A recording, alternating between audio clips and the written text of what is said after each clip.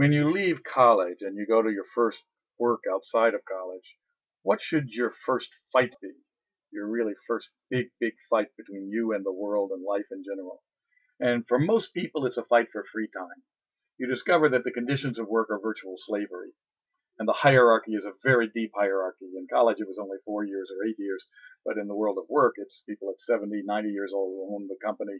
And then they control decisions. And then you're way down at the bottom as a 25-year-old. So the fight for free time, to stop being a slave.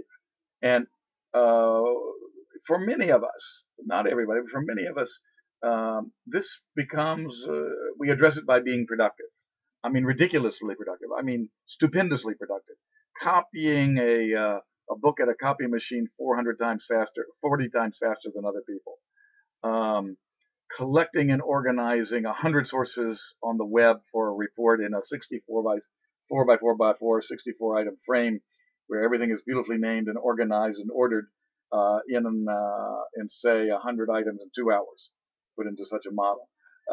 We fight for these immense productivities of information reduction, information handling, reporting, summarizing, communicating. Um, that productivity buys us little bits of free time. Um, Now, it's important to hide your productivity. If you out of ego, you want to proudly announce it to your manager, you'll increase your workload because you're super productive. So you don't want announced productivity. You just want to look normal, work 40 times faster than everyone, and 90% of your time is free. Now, I literally did this, and I tried it. And by the 29 years old, I was working 2 hours a week. And I could finish all my assigned work from Monday morning from 9 to 11. And then that gave me Monday afternoon, all day Tuesday, all day Wednesday, all day Thursday, all day Friday, free. And I essentially worked 2 hours a week up through till I was 40 years old. Um, and this was a deliberate experiment. Um, and then another thing about this fight for productivity and free time, it's a ruthless fight. It's a fight till death. It's not trying to have free time.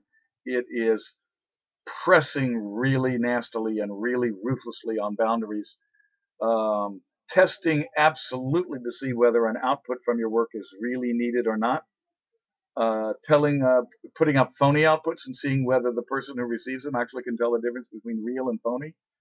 Uh, it is playing the game as ugly and ruthless as the game is played by other players, and using it for your advantage, not for their advantage.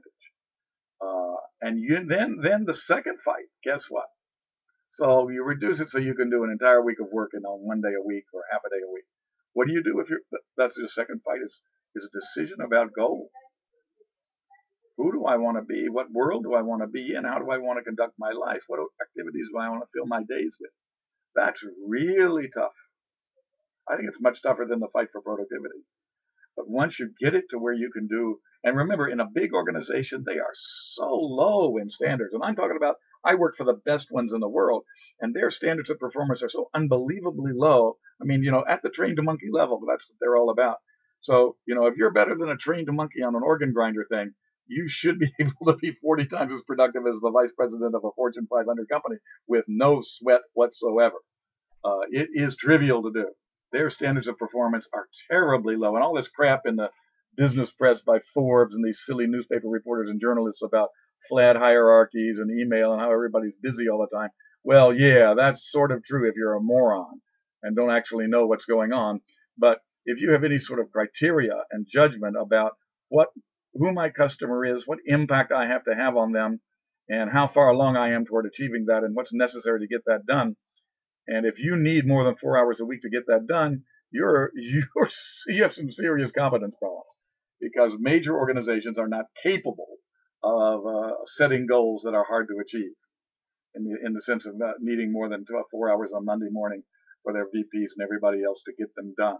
The fact that everybody fills up their week 5 days a week is just a measure of how bad management functions are when they're delivered ineffectively by a hierarchy of monkeys. A hierarchy of monkeys is about the least effective way to deliver leadership functions to a massive workforce that the human mind has ever developed.